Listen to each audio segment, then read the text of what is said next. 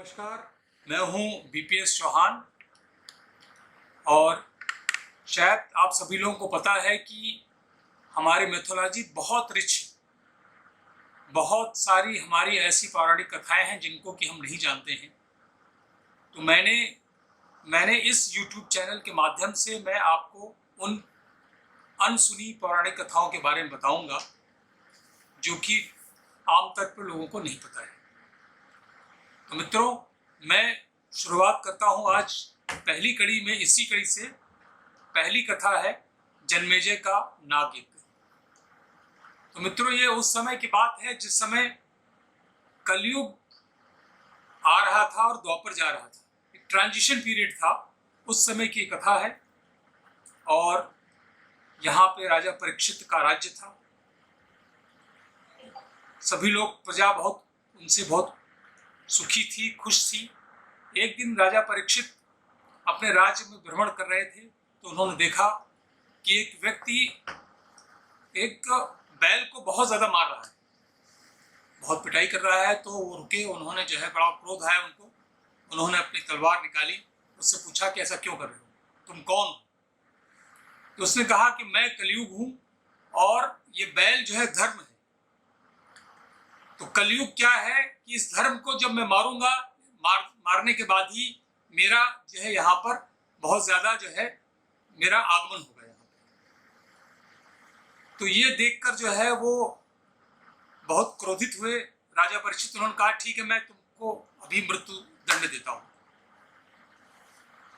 लेकिन फिर जो है कलयुग ने कहा कि नहीं, मैं तो इसके बाद मेरा ही राज्य आने वाला है, तो मुझे आप ऐसे मत मारो, मुझे भी कहीं शरण दो। तो राजा परीक्षित ने कहा ठीक है, तुमको मैं शरण दे रहा हूं, तुम चूज कर लो तुम कहां जाना चाहते हो। उन्होंने 5 चीजें बताई और उसमें सबसे प्रमुख था स्वर्ण। कहा इन 5 चीजों में तुम जाके कहीं भी अपना वास कर सकते हो। बात वहीं समाप्त हो गई। राजा परीक्षित वापस अपने महल में आए और फिर एक बार जहां स्वर्ण आभूषणों का उनका भंडार था वहां गए। वहां पे इन्होंने एक मुकुट देखा, स्वर्ण का मुकुट देखा। बेसिकली वह जो मुकुट था वो राजा जरासंध का था। जरासंध की, जब भीम ने जरासंध को मारने के बाद उनका सोने का मुकुट ले लिया था, वो उनके राज्य के स्वर्ण आभूषणों के भंडार में था। तो राजा को बहुत अच्छा लगा और राजा ने वो स्वर्ण मुकुट अपने मस्तक पर धारण कर लिया। और जैसा कि राजा परीक्षित ने पहले ही जो है कलयुग को कहा था कि तुम स्वर्ण में भी जा सकते हो, तो कलयुग जाके उनके उसी मस्तक में बैठ गया। मस्तक में जो उन्होंने स्वर्ण का जो मुकुट पहन रखा था उसमें बैठ गया और वहीं से उसने उनके विवेक को नष्ट कर दिया। उसके बाद राजा एक दिन जो है वो शिकार करने के लिए जंगल में गए। जंगल में एक हिरण के पीछे भागते भागते काफी दूर निकल गए।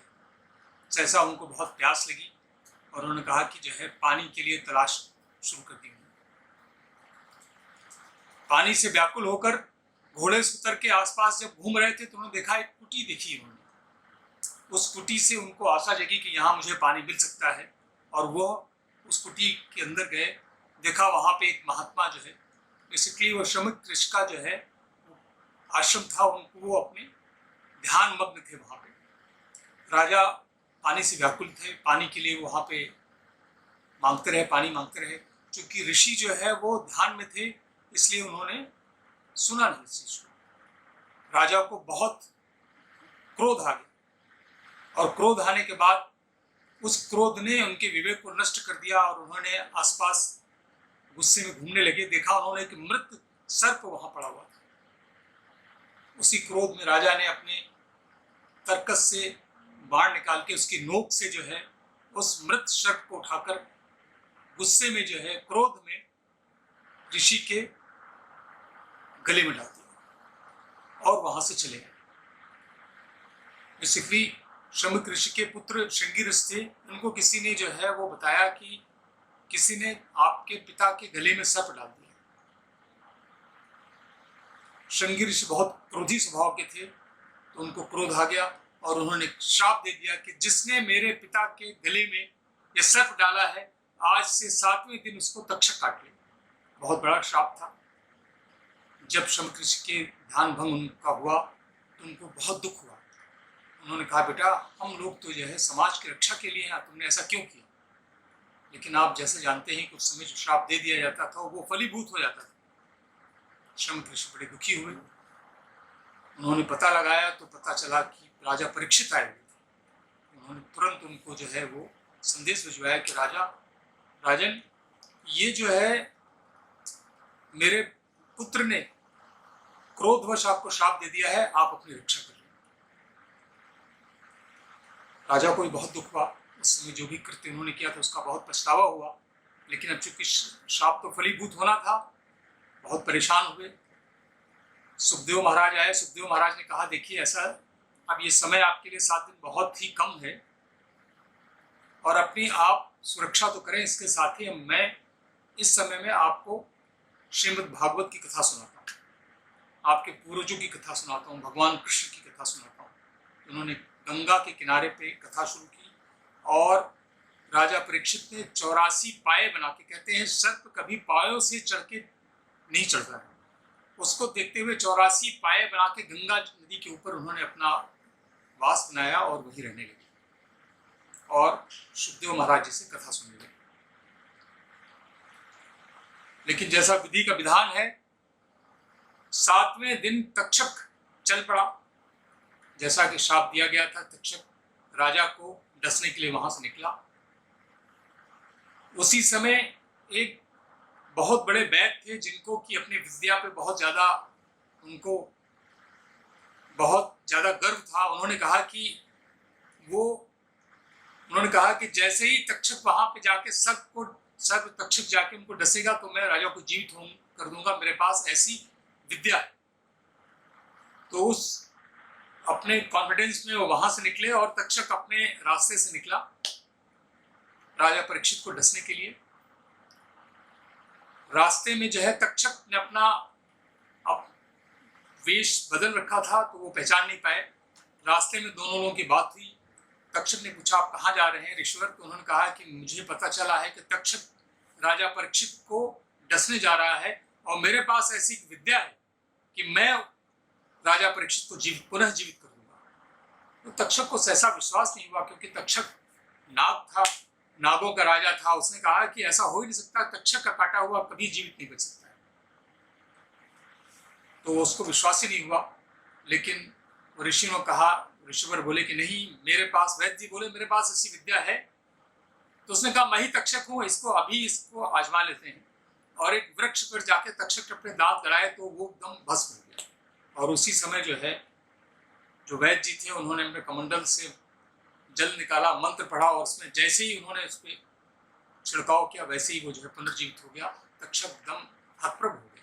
तक्षक था, ये तो बहुत बड़ा जो है वो गड़बड़ हो जाएगा, क्योंकि ऑलरेडी जो है ये एक श्राप दिया हुआ है, इसको फलीभूत होना है, तो बिल्कुल बाधा है हमारे रास्ते में।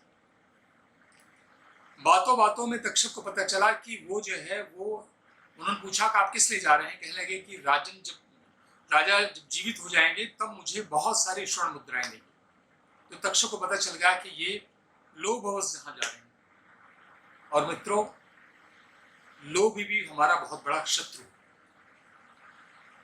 इसी चीज को ध्यान में रखते हुए तक्षक ने क्या किया, एक स्वांग किया और आगे जाके छड़ी के रूप में, स्वर्ण की छड़ी के रूप में लेट गया। और जैसा कि उसको पता था कि ये स्वर्ण मुद्राओं के लोभी हैं, वैद्य जी जैसे ही आगे गए उन्होंने देखा कि स्वर्ण की एक बहुत बड़ी छड़ी पड़ी है।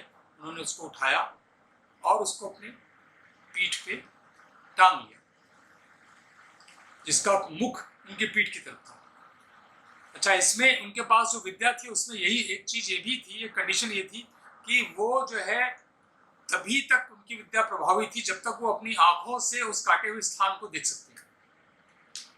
और उसी चीज का जो है, उसी बात का तक्षक ने जो है वो फायदा उठाया और वो उसका मुंह जो है वो पीठ पे था और उसने उनको पीठ पे काट लिया, जिसकी वजह से चूंकि वो वहां देख नहीं सकते थे इसलिए वो वहीं पे उनको अपना शरीर छोड़ना पड़ा। और इसके बाद तक्षक वहां से चल पड़ा। तक्षक चल पड़ा और जाने के बाद उसने क्या किया कि 7वें दिन शंकर जी के मंदिर में एक पुष्प में जाके एक छोटे से कीड़े के रूप में जाके बैठ गया। राजा परीक्षित की जो पत्नी थी, उन्होंने सोचा कि 7 दिन पूरे हो गए हैं और लगता है कि मेरे पति को शाप से मुक्ति मिल गई। तो भगवान शंकर की पूजा की। पूजा करने के बाद वो पुष्प उन्होंने उठाया। उनको नहीं पता था कि इसके अंदर तक्षक छोटे कीड़े के रूप में बैठा हुआ है। वो पुष्प प्रसाद के रूप में उन्होंने उठा के अपने साथ ले लिया और राजा परीक्षित के पास गई। उन्होंने कहा कि महाराज, ये 7 दिन पूरे हुए और ईश्वर की बहुत बड़ी कृपा है और लगता है आपको शाप से मुक्ति मिल गई।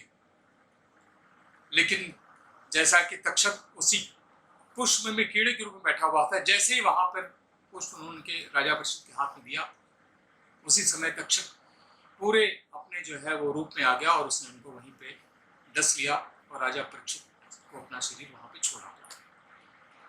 तो मित्रों, ये इस तरह से जो है तक्षक ने राजा परीक्षित की मृत्यु का कारण हुआ। कालांतर में जब राजा परीक्षित के मृत्यु के पश्चात उनके पुत्र जन्मेजय जो है वो राजा बने। तो जन्मेजय भी जो है वो भागवत कथा सुनने की एक बार उनकी इच्छा हुई, तो उन्होंने भागवत कथा का सुन रहे थे वो।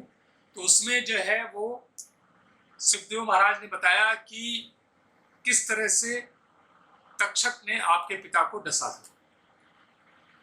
ये जब कथा उन्होंने सुनी तो उनको बहुत क्रोध आया और उन्होंने जन्मेजय ने कहा कि मैं ऐसा नाग करूंगा कि जिसमें कि सारे सर्प जातिका को नष्ट करूंगा।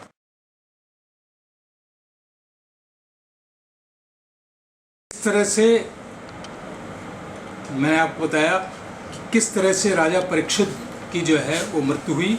और अब मैं ये कथा यहीं समाप्त करता हूँ और अब दूसरे भाग में आपको बताऊंगा किस तरह से जन्मेजय ने अपने पिता परीक्षित का किस तरह से नाग जात से प्रतिशोध लिया है, वो मैं अगले वीडियो में आपको बताऊंगा।